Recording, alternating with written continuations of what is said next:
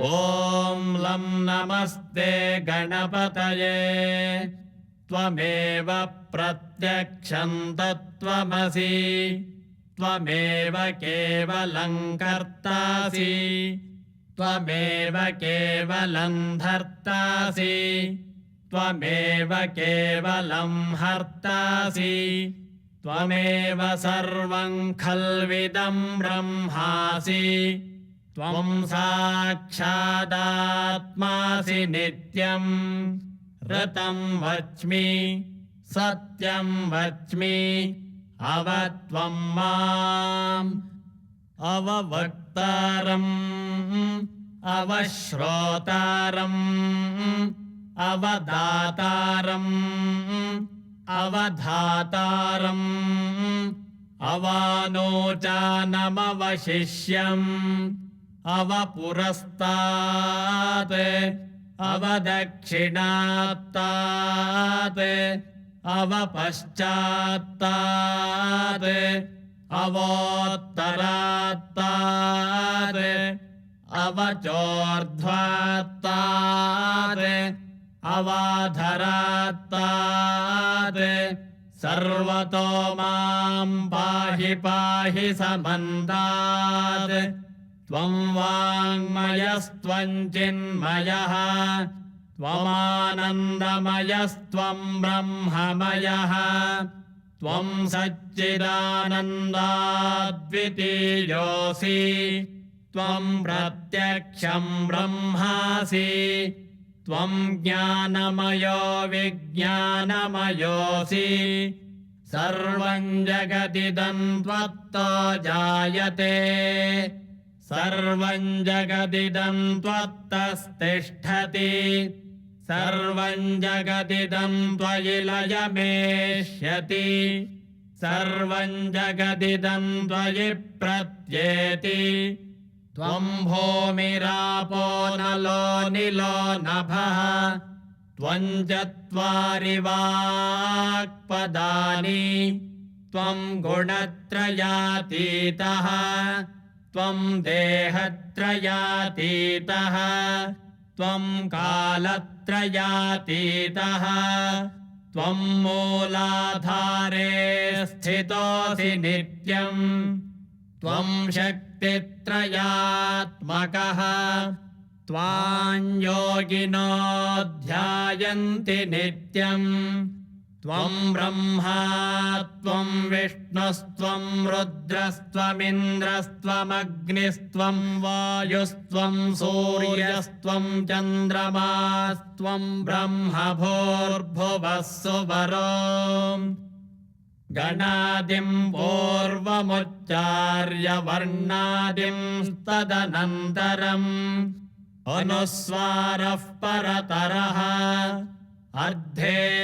अर्धेन्दुलसितम् तारेण रुद्धम् एतत्तव मनुस्वरूपम् गकारः पूर्वरूपम् अकारो मध्यमरूपम् अनुस्वारश्चान्त्यरूपम् बिन्दुरुत्तररूपम् नादः सन्धानम् सगंहिता सन्धिः सैषा गणेशविद्या गणकऋषिः निसृद्गायत्री छन्दः श्रीमहागणपतिर्देवता ॐ गङ्गणपतये नमः एकदन्ताय विद्महे वक्रतुण्डाय धीमहि तन्नो दन्ती प्रचोदयात् एकदन्तं चतुर्हस्तं पाशमङ्कुशधारिणं रदं च वरदं हस्तैर्बिभ्राणं मूषकध्वजम् रक्तं लम्बोदरं शूर्पकर्णकं रक्तवाससं रक्तगन्धानुलिप्ताङ्गं रक्तपुष्पैः सुपूजितम् भक्तानुकम्पिनं देवं जगत्कारणमच्युतम् आविर्भूतं च सृष्ट्यादौ प्रकृतेः पुरुषात् परम् एवं ध्यायति यो नित्यं स योगी योगिनां वरः नमो व्रातपतये नमो गणपतये नमः प्रमथपतये नमस्ते लम्बोदरायैकदन्ताय विघ्नविनाशिने शिवसुताय श्रीवरदमूर्तये नमो नमः। ॐ प्रणो देवी सरस्वती वाजेभिर्वाजिनीवती धीनामवित्र्यवतु आनो दिवो बृहतः पर्वतादा सरस्वती यजता गन्तु यज्ञम् हवन् देवी जुजुषाणा घृताचीषग्मान्नो वाचमुषति शृणोतु।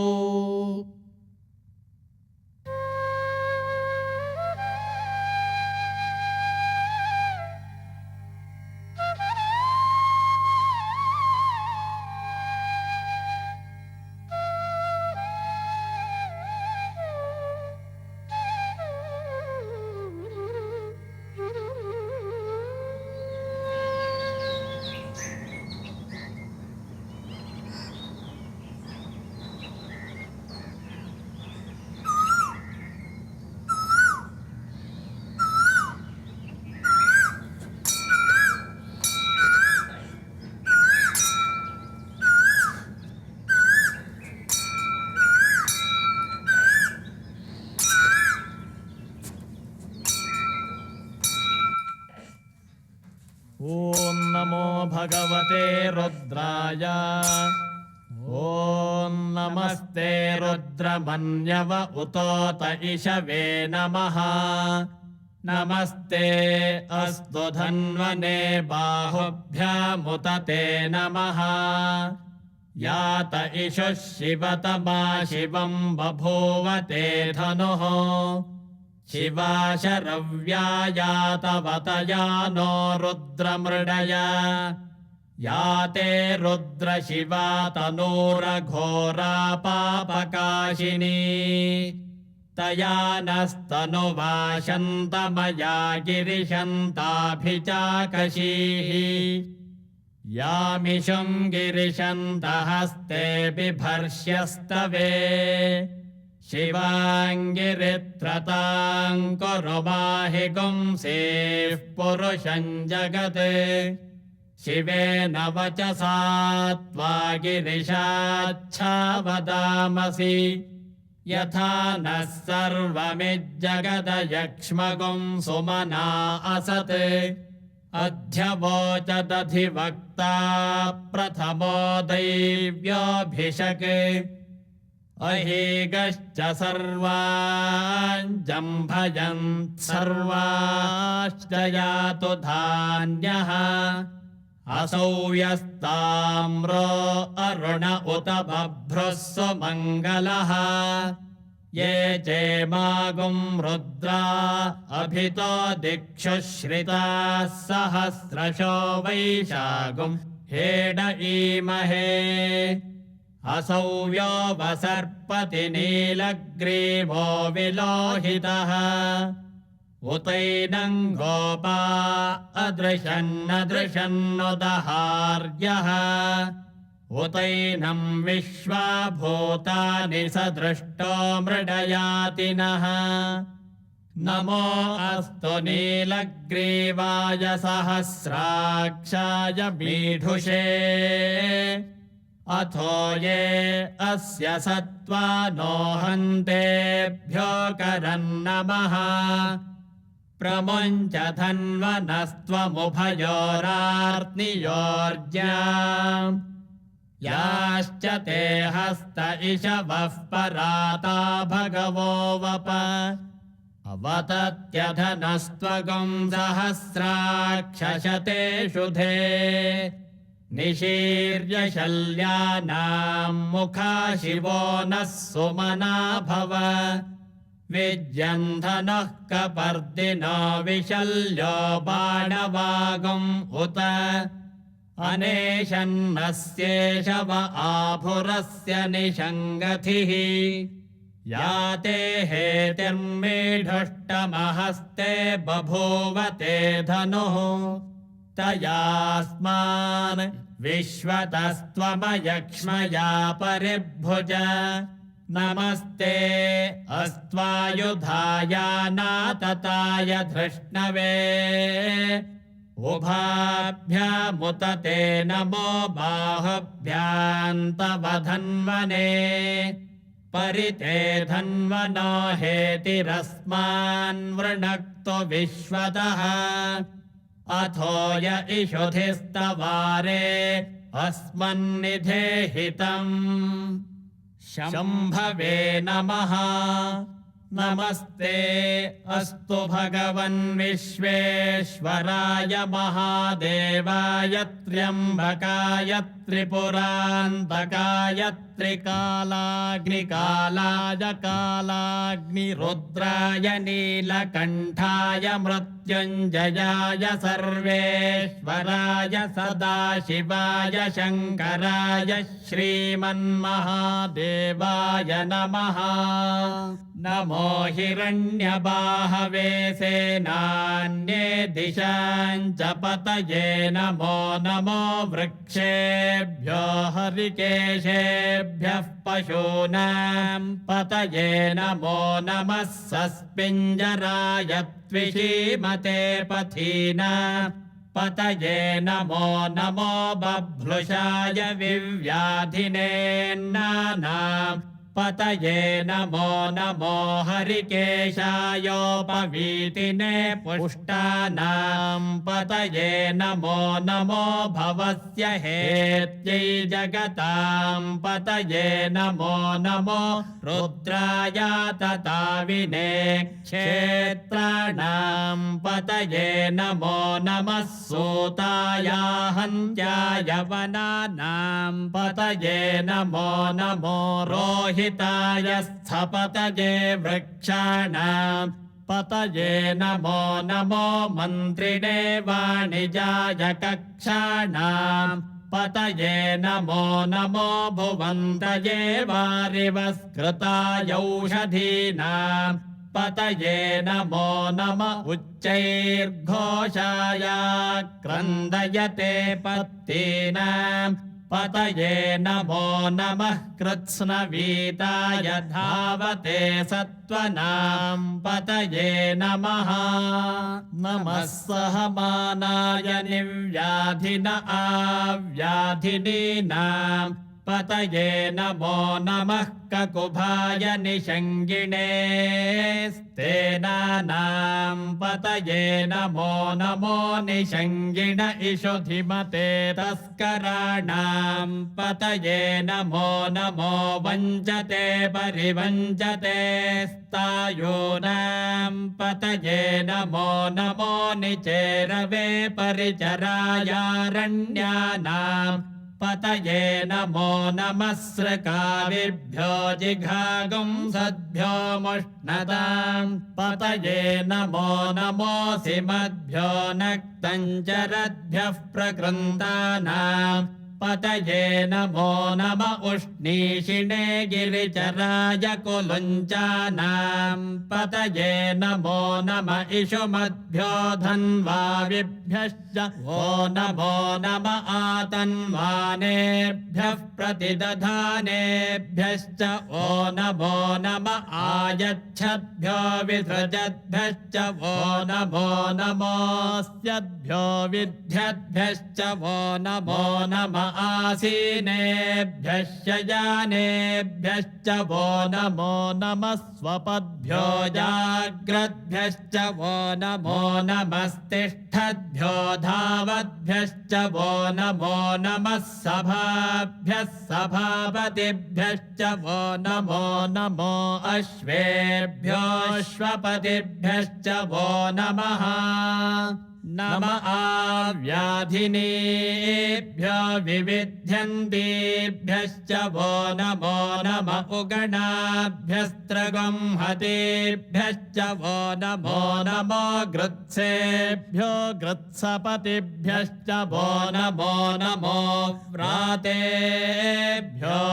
व्रातपतिभ्यश्च वो नमो नमो गणेभ्यो गणपतिभ्यश्च वो नमो नमो विरूपेभ्यो विश्वरूपेभ्यश्च वो नमो नमो महद्भ्यः क्षुल्लकेभ्यश्च वो नमो नमो रथिभ्यो रथेभ्यश्च वो नमो नमो रथेभ्यो रथपतिभ्यश्च वो नमो नमः सेनाभ्यः सेनानिभ्यश्च वो नमो नमः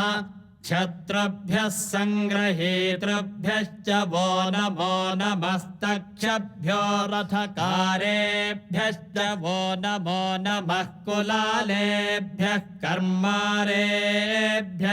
वो नमो नमः पुञ्जिष्टेभ्यो निषादेभ्यश्च वो नमो नम इषुकृद्भ्यो धन्वकृद्भ्यश्च वो नमो नमो मृगयुभ्यश्वनिभ्यश्च वो नमो नमश्वभ्यश्वपतिभ्यश्च वो नमः नमो भवाय च रुद्राय च नमः शर्वाय च पशुपतये च नमो नीलग्रीवाय च शितिकण्ठाय च नमः कपर्दिने च व्युक्तकेशाय च नमः सहस्राक्षाय च शतधन्वने च नमो गिरिशाय च शिपिविष्टाय च नमो मेढष्टमाय चेषुमते च नमो ह्रस्वाय च वामनाय च नमो बृहते च वर्षीयसे च नमो वृद्धाय च संवृद्धने च नमो अग्र्याय च प्रथमाय च नम आशवे चाजिराय च नमः शीघ्रियाय च शीभ्याय च नम ऊर्म्याय च वस्वन्याय च नमः स्रोतस्याय च द्वीप्याय च नमो ज्येष्ठाय च कनिष्ठाय च नमः पूर्वजाय चापरजाय च नमो मध्यमाय चापगल्भाय च नमो जघन्याय च बुद्धियाय च नमः सोऽभ्याय च प्रतिसर्याय च नमो याम्याय च क्षेम्याय च नम उर्वर्याय च खल्याय च नमः श्लोक्याय चावसान्याय च नमो वन्याय च कक्ष्याय च नमः श्रवाय च प्रतिश्रवाय च नम आशुषेणाय चाशुरथाय च नमः शूराय चावभिन्दते च नमो वर्मिणे च वरोथिने च नमो बिल्मिने च कवचिने च नमः श्रुताय च श्रुतसेनाय च नमो दुन्दुभ्याय चाहनन्याय च नमो धृष्णवे च प्रमृषाय च नमो दूताय च प्रहिताय च नमो निषङ्गिणे चेषु धिमते च नमस्तीक्ष्णेशवे चायुधिने च नमः स्वायुधाय च सुधन्वने च नमः श्रुत्याय च पथ्याय च नमः काट्याय च नीप्याय च नमः सूद्याय च सरस्याय च नमो नाद्याय च वैशन्ताय च नमः कूप्याय च वट्याय च नमो वर्ष्याय च वर्ष्याय च नमो मेघ्याय च विद्युत्याय च नमः ईध्र्याय च तप्याय च नमो वात्याय च रेश्म्याय च नमो वास्तव्याय च वास्तुपाय च नमः सोमाय च रुद्राय च नमस्ताम्राय च रुणाय च नमः शङ्गाय च पशुपतये च नमः उग्राय च भीमाय च नमो अग्रे वधाय च दूरे वधाय च नमो हन्त्रे च हनीयसे च नमो वृक्षेभ्यो हरिकेशेभ्यो नमः ताराय नमः शम्भवे च मयो भवे च नमः शङ्कराय च मयस्कराय च नमः शिवाय च शिवतराय च नमस्तीर्थ्याय च कूल्याय च नमः पार्याय च वार्याय च नमः प्रतरणाय चोत्तरणाय च नमः आतार्याय च लाद्याय च नमः षष्ट्याय च फेन्याय च नमः सिकत्याय च प्रवाह्याय च नमः हिरण्याय च प्रपथ्याय च नमः किगुंशिलाय च क्षयणाय च नमः कपर्दिने च पुलस्तये च नमो गोष्ठ्याय च गृह्याय च नमस्तल्प्याय च गेह्याय च नमः काट्याय च गह्वरेष्ठाय च नमो हृदयाय च निवेश्याय च नमः पागुंसव्याय च रजस्याय च नमः शुष्क्याय च हरित्याय च नमो लोप्याय चोलप्याय च नमः ऊर्व्याय च सूर्म्याय च नमः पर्ण्याय च पर्णशद्याय च नमोपगुरबाणाय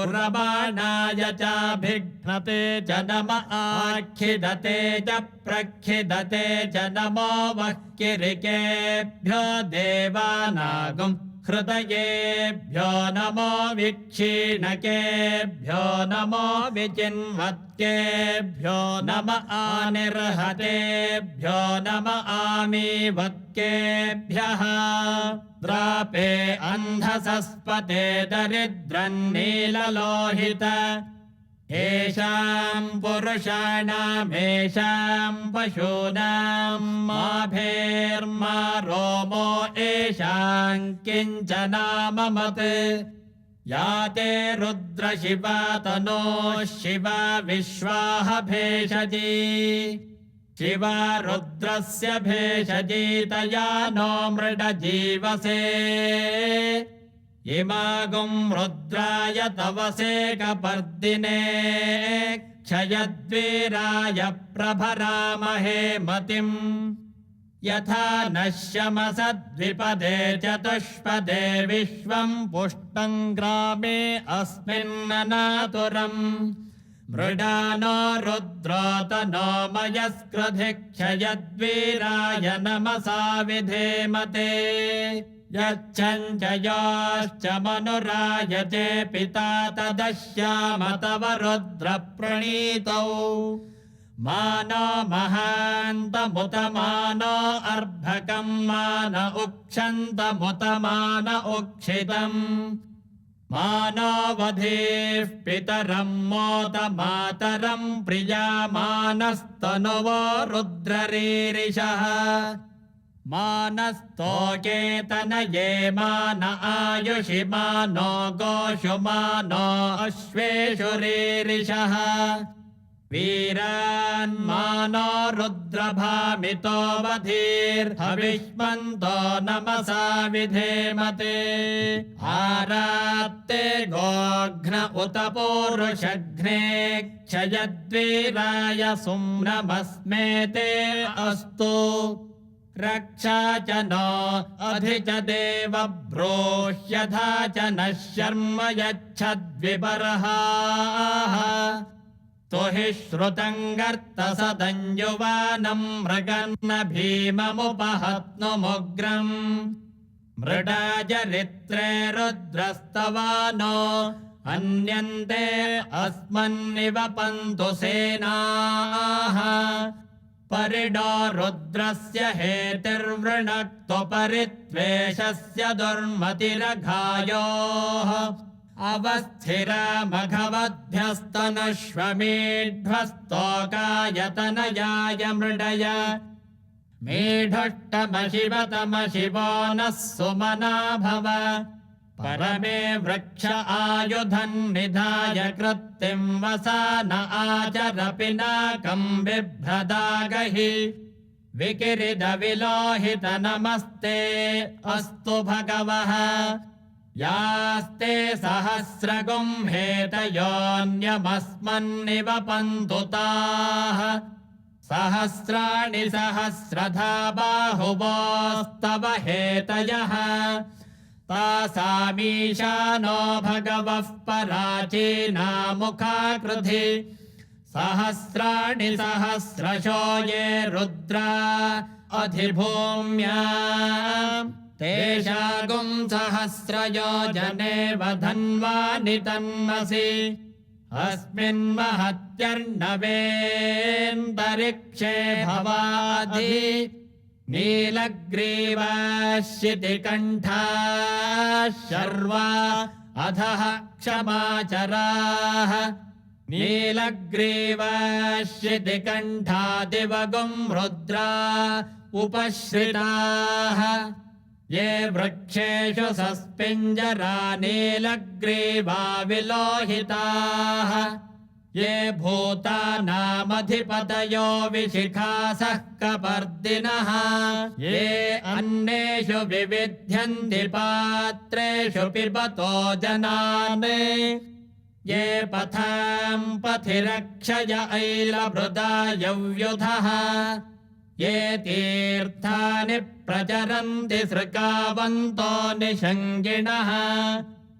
य एतावन्तश्च भूयागुंसश्च दिशो रुद्रावितस्थिरे तेषागुं सहस्रयोजने वधन्वानि तन्मसि नमो रुद्रेभ्यो ये पृथिव्यां येऽन्तरिक्षे ये दिवि येषामन्नं वातो वर्षमिषवस्तेभ्यो दश प्राचीर्दश दक्षिणा दश प्रतीचीर्दशोदीचीर्दशोर्ध्वास्तेभ्यो नमस्ते नो मृडयन्तु ते यन्द्विष्मो यश्च नोद्वेष्टितं वोजम्भे दधामि त्र्यम्बकं यजामहे सुगन्धिं पुष्टिवर्धनम् उर्वारुकमिव बन्धनान् मृत्योर्मुक्षीयमामृतात् यो रुद्रो अग्नौ यो अप्सु य ओषधीषु यो रुद्रो विश्वा भुवना विवेश तस्मै रुद्राय नमो अस्तु ये ते सहस्रमयुतं पाशा मृत्योमर्त्याय हन्तवे तान् यज्ञस्य मायया सर्वानवयजामहे मृत्यवे स्वाहा मृत्यवे स्वाहा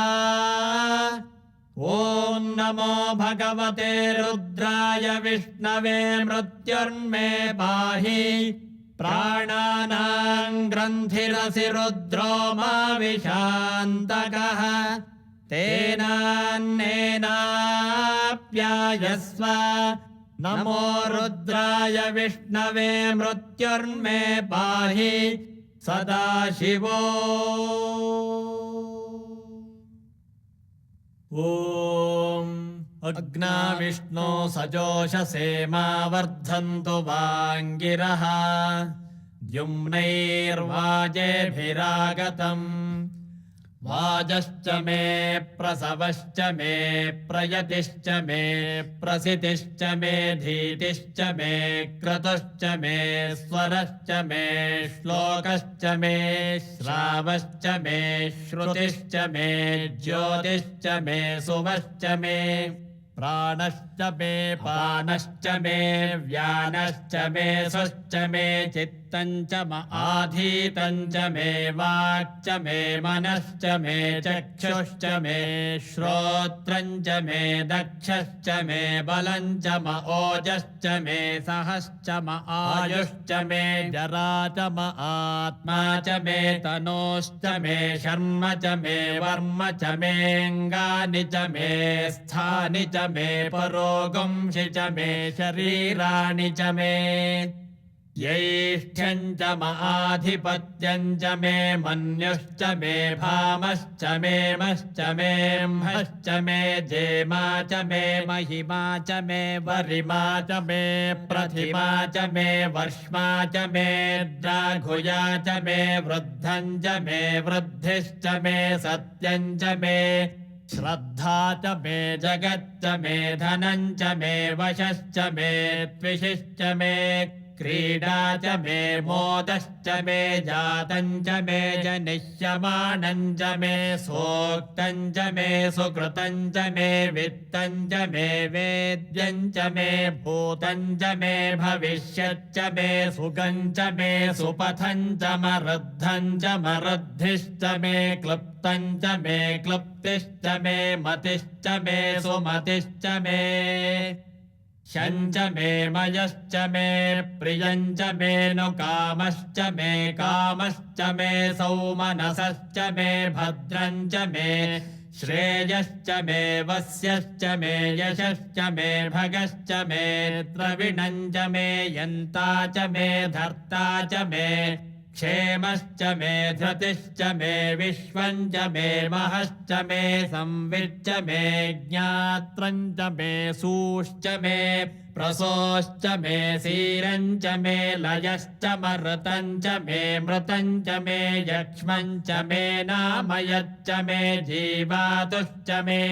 दीर्घायुत्वं च मे न मित्रं च मे भयं च मे सुगं च मे शयनं च मे सूषा च मे सुदिनं च मे ऊर्च मे सूनृता च मे पयश्च मे रसश्च मे घृतं च मे मधु च मे सग्धिश्च मे सपीतिश्च मे कृषिश्च मे वृष्टिश्च मे जैत्रं च म औद्भिद्यं च मे रयिश्च मे रायश्च मे पुष्टं च मे पुष्टिश्च मे विभु च मे प्रभु च मे बहु च मे भूयश्च मे पूर्णं च मे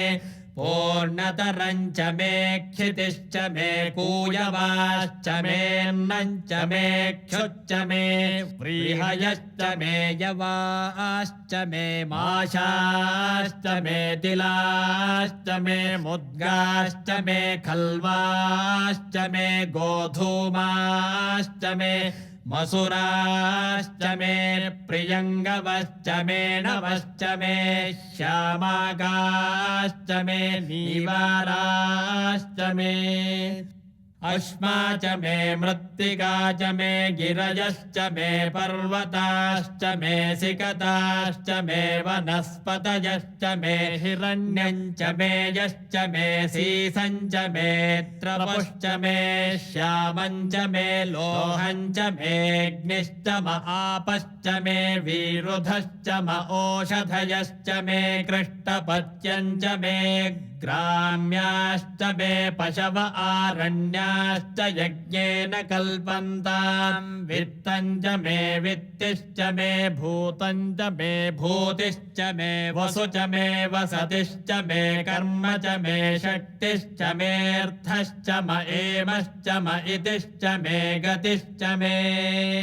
अग्निश्च म इन्द्रश्च मे सोमश्च म इन्द्रश्च मे सविता च म इन्द्रश्च मे सरस्वती च म इन्द्रश्च मे पूषा च म इन्द्रश्च मे बृहस्पतिश्च म इन्द्रश्च मे मित्रश्च म इन्द्रश्च मे वरुणश्च म इन्द्रश्च मे त्वष्टा च म इन्द्रश्च मे धाता च म इन्द्रश्च मे विष्णुश्च म इन्द्रश्च मेऽश्विनौ च म इन्द्रश्च मे मरुतश्च म इन्द्रश्च मे विश्वे च मे देवा इन्द्रश्च मे पृथिवी च म इन्द्रश्च मेऽन्तरिक्षं च म इन्द्रश्च मे द्यौश्च म इन्द्रश्च मे दिशश्च म इन्द्रश्च मे मूर्धा च म इन्द्रश्च मे प्रजापतिश्च म इन्द्रश्च मे अगुंशुश्च मे रश्मिश्च मेधाभ्यश्च मेधिपतिश्च म उपागुंशुश्च मेऽन्तर्यामश्च म ऐन्द्रवायवश्च मे मैत्रावरुणश्च म आश्विनश्च मे प्रतिप्रस्थानश्च मे शुक्रश्च मे मन्थी च म आग्रयणश्च मे वैश्वदेवश्च मे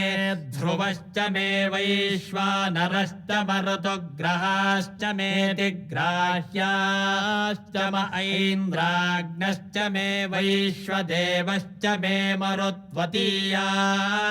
मे माहेन्द्रश्च म आदित्यश्च मे सावित्रश्च मे सारस्वतश्च मे पौष्णश्च मे पात्नीवतश्च मे हारियोजनश्च मे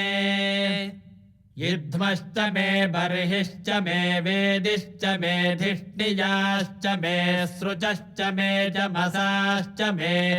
रावाणश्च मे स्वरवश्च म उपरवाश्च मे धिषवणे च मे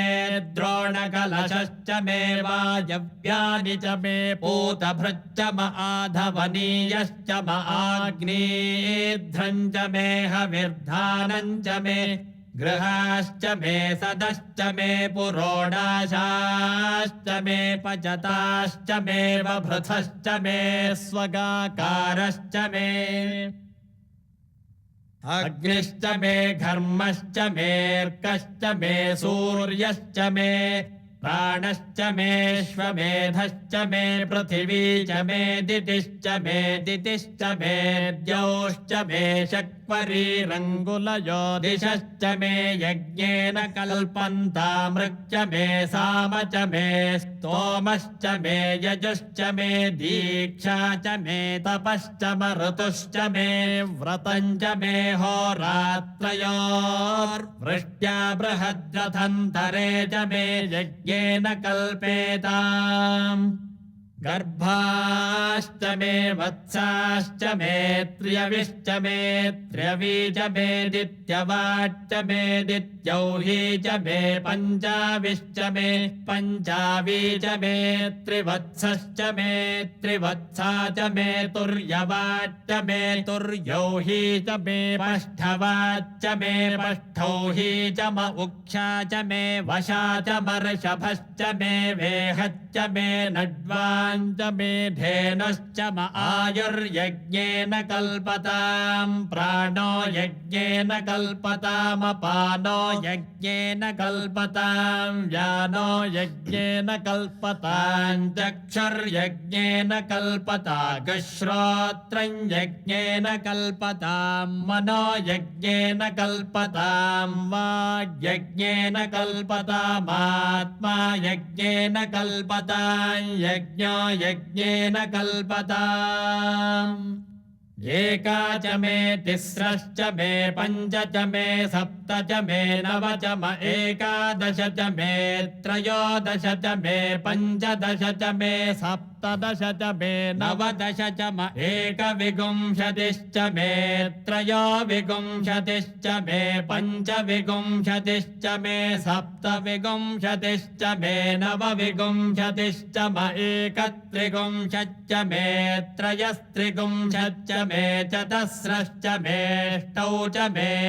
द्वादश च मे षोडश च मे विंशतिश्च मे चतुर्विंशतिश्च मेऽष्टाविंशतिश्च मे